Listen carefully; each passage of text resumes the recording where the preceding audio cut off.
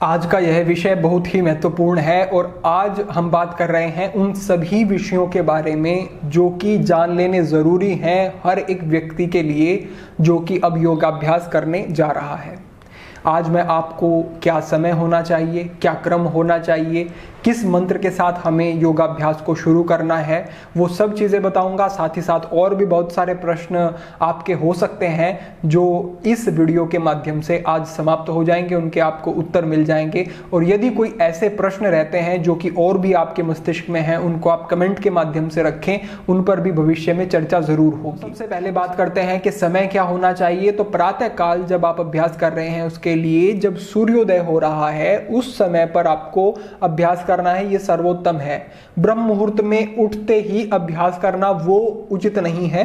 कर सकते हैं, ऐसी हानि नहीं है, लेकिन उचित नहीं है क्योंकि उस समय पर आप अपनी संध्या, उपासना, मंत्र का उच्चारण करते हैं, ईश्वर की आराधना करते हैं, थोड़ी देर ध्यान में बैठते हैं ईश्वर के, वो सब चीजें उस समय पर अधिक प्रभावशाली हैं। और जब सूर्य उदय हो रहा है, हल्का हल्का प्रकाश आना शुरू हो गया है, उसमें ज्यादा आनंद भी आएगा, आपको अच्छी अनुभूति भी होगी। जब पक्षी चहचहाने लगेंगे, एक अच्छा माहौल बन जाएगा तो बहुत सुंदर अनुभव होगा। उस समय पर आप योगाभ्यास करना शुरू करें। अब इससे आगे का जो प्रश्न है वो यह है कि योगाभ्यास शुरू करने के लिए किस मंत्र का उच्चारण करें। तो अभी आपके साथ ये मैं एक मंत्र साझा कर रहा हूं, इसका आपको निरंतर जब भी आप प्रतिदिन अभ्यास कर रहे हैं, ये पतंजलि स्तुति मंत्र आपको कहना है।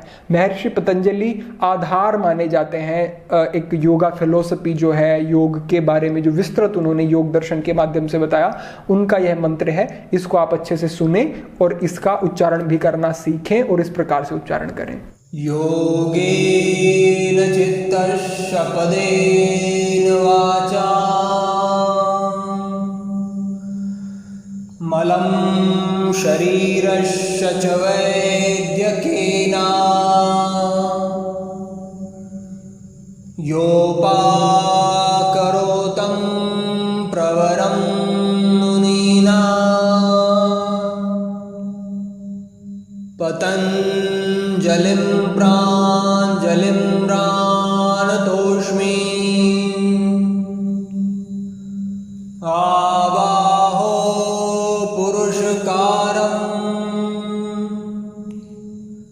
शंखचक्रासिधारिणा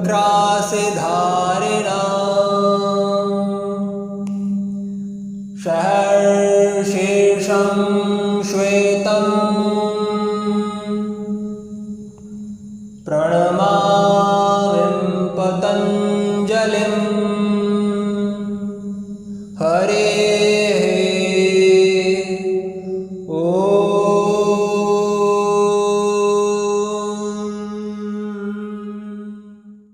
तो अभी आपने जो मंत्र सुना है इसका आपको निरंतर उच्चारण करना है।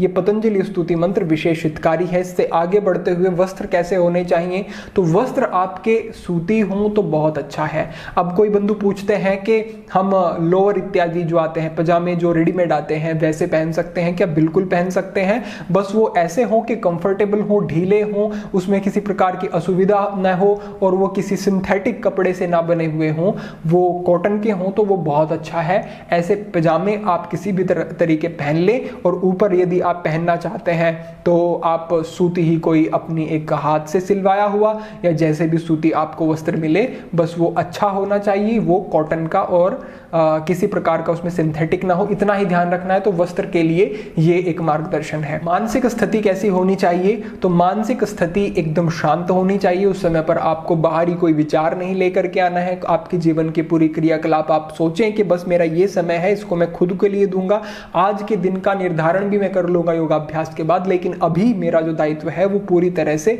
योग को ठीक से करना और उसके विषय में सोचना। क्योंकि योग, हठ योग भी आप जब कर रहे हैं तो कहीं ना कहीं एक सात्विकता जीवन में आएगी और उससे आपका पूरा जीवन एक ऊर्जा से भी भरा रहेगा। तो आपकी मानसिक स्थिति भी महत्व रखती है, उसको शांत रखें और आसन विशेष में जाकर के अपने शरीर पर जो प्रभाव आपके शरीर पर योग का पड़ रहा है उसको भी अनुभव करें, यह भी बहुत जरूरी है।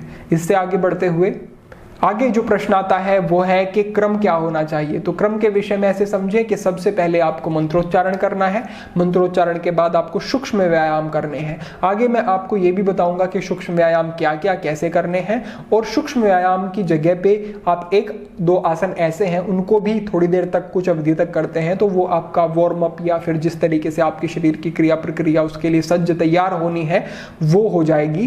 तो आप अभी तो यही समझें कि सूक्ष्म व्यायाम छोटे छोटे रोटेशन, नेक का रोटेशन करते हैं और गत्यात्मक आसन इन्हें कहा जाता है, तो वो सारे अपने शरीर के अलग अलग अंगों के लिए आपको कर लेना है। छोटे छोटे सूक्ष्म फिर आसन करने शुरू करने हैं, फिर धीरे धीरे जैसे ही शरीर अवस्था में जाता है तो आप एडवांस आसन, जो भी आपके लिए एडवांस आसन है वो करना अपना शुरू कर सकते हैं। तो क्रम ऐसे रखना है। उसके बाद आपको प्राणायाम करने हैं, प्राणायाम के बाद आपको ध्यान करना है। हालांकि ऐसा बहुत कठोरता से विधान नहीं है कि पहले आसन ही करना है फिर प्राणायाम करनी है, लेकिन ये अनुभव सिद्ध है कि पहले आसन फिर उसके बाद प्राणायाम, उसके बाद ध्यान आदि के अभ्यास करे जाते हैं, तो वो अच्छा है।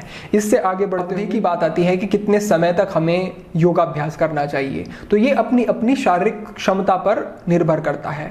कुछ व्यक्ति हैं जो कि 1 घंटा 1.5 घंटा भी अभ्यास करते हैं, कुछ व्यक्ति हैं जिनके लिए आधा घंटा अभ्यास करना भी पर्याप्त हो जाता है। तो अपनी शारीरिक क्षमता स्थिति को देखें। आपको ये समझना है कि ये ऊर्जा का एकीकरण है, ऊर्जा को बहुत व्यय करने की इसमें बात नहीं हो रही है। तो ऊर्जा को आपको इकट्ठा करना है, एक आसन में रुकने की कोशिश करनी है। जब स्थिरता आएगी एक आसन में तभी वो आसन सिद्ध होगा और उससे लाभ वैसे मिल पाएंगे। तो आसन में अवधि को बढ़ाना है। बाकी आपको अगर लगता है कि 40 मिनट मेरे लिए अभ्यास ठीक है तो 40 मिनट का अभ्यास, लेकिन अगर मैं कहूं तो 1 घंटे का तो अभ्यास बनता है, जिसमें आपके कुछ सूक्ष्म व्यायाम भी हो जाते हैं, कुछ व्यायाम भी हो जाते हैं, कुछ मुद्राएं आदि हो जाती हैं और ध्यान आदि के अभ्यास और प्राणायाम की वो सारा आपका पूरा हो जाता है। तो 1 घंटे का अभ्यास, इतनी अवधि मान के चलें तो वो ठीक है। बाकी अपने अपने अनुसार आप थोड़ा बहुत कम अधिक कर सकते हैं। इससे आगे हम बात करते हैं अभ्यास की गंभीरता के विषय में। गंभीरता ये कि आपको जो मुद्राएं या फिर बहुत कठिन क्रियाएं होती हैं उनको स्वतः ही साधने की उस स्तर पर कोशिश नहीं करनी है, या तो गुरु का मार्गदर्शन हो या फिर आप उससे पूरी तरह से अवगत हो। जो इस चैनल के माध्यम से आपको जानकारी मिलेगी उसके प्रति आश्वस्त रहें कि वो पूरी तरह से हमारे शास्त्रों के माध्यम से, हठ योग के विधान के माध्यम से मिलेगी। और मेरी कोशिश ये रहती है कि आपको इतनी बारीकी से चीजें समझ में आ जाएं कि कोई प्रश्न ना बचे। इसीलिए मैं इस वीडियो को आपके साथ साझा कर रहा हूं, क्योंकि इसमें बहुत सारे प्रश्नों का अलग से उत्तर नहीं दिया जा सकता, तो इसी में आपके प्रश्नों का उत्तर हो जाए। तो जो एक गंभीरता है अभ्यास की उसको समझें। जैसे कोई क्रिया ऐसी है जो कि आपको समझ नहीं आ रही है, उसको आप अभी के लिए न करें, क्योंकि वो कहा जाता है, कहावत है कि देखा देखी करे योग, छीजे काया बढ़े रोग। कई बार अगर हम गलत अभ्यास करते हैं तो उससे लाभ के स्थान पर हमें हानि भी हो जाती है। तो जिस तरह से इस चैनल के माध्यम से भविष्य में, क्योंकि समय लगेगा सारी चीज़ों को हमें कवर करने में, सारी चीज़ें बताने में, लेकिन तीव्र गति से हम सब चीज़ें कर रहे हैं और आप समझ रहे हैं अच्छे से, आपकी रुचि बन रही है और आपके प्रश्नों से मुझे बहुत सारा समझ आ जाता है कि आगे किस चीज़ की आवश्यकता है। तो आप इस अभ्यास की गंभीरता को समझें, सही तरीके से ही अभ्यास करना है। आगे प्रश्न था कि आसन, मुद्रा, बंद इत्यादि के अभ्यास में किस तरह का हम इसको कैसे ले सकते हैं। तो जो मुद्राओं के अभ्यास होते हैं या फिर बंद के अभ्यास होते हैं वो उच्च अभ्यास में आते हैं। आसन से उच्च अभ्यास में मुद्राओं के और बंद के अभ्यास आते हैं। मुद्राएं बहुत जो कि बहुत साधनात्मक रूप से प्रयोग होने वाली हैं वो भी है, और बंद के माध्यम से ही भी ऊर्जा का बहुत सारे तरीके से नियंत्रित किया जाता है। ऊर्जा को ऐसे विधान किए गए हैं, तो इनको संजीदगी से ही लेना होता है, इसको बेतरतीब भी इनका अभ्यास नहीं करना होता। भविष्य में जो जो संभव है इस माध्यम से वो बताया जाएगा। कुछ चीजें ऐसी होती हैं जो मैं केवल वीडियो के माध्यम से नहीं बता सकता, उसके लिए समय चाहिए, उसके लिए सानिध्य चाहिए। आप कभी ऐसा योग बने, कभी ऐसी व्यवस्थाएं हों कि आप स्वतः आकर के सीख रहे हैं, तो बहुत सारी चीज़ें ऐसी साझा की जाएंगी। लेकिन अभी बहुत सारी चीज़ें तो आपके साथ में साझा कर रहा हूँ यहाँ पे, और भविष्य में आ रही हैं, तो ठीक से समझ के ही बंद और मुद्रा का अभ्यास करेंगे। आसन में इतनी गंभीरता की आवश्यकता नहीं है, मतलब उतना ज़्यादा उससे कोई हानि नहीं है।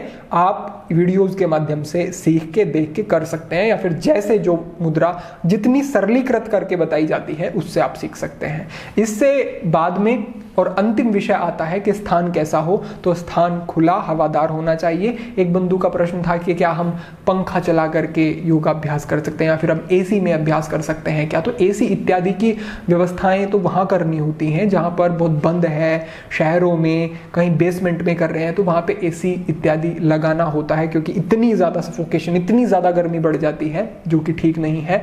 तो वहां के लिए बात अलग है, लेकिन ग्रामीण स्तर के जो हमारे बंधु हैं वो तो खुले में करें, आसमान के नीचे करें, किसी कमरे में ना करें तो बहुत अच्छा है। अगर कमरे में कर रहे हैं तो स्वाभाविक हवा आने दें, खिड़कियां दरवाजे खोल करके करें तो अच्छा है। बाकी जितना अच्छा खुले में है उससे अच्छा अनुभव तो नहीं हो सकता।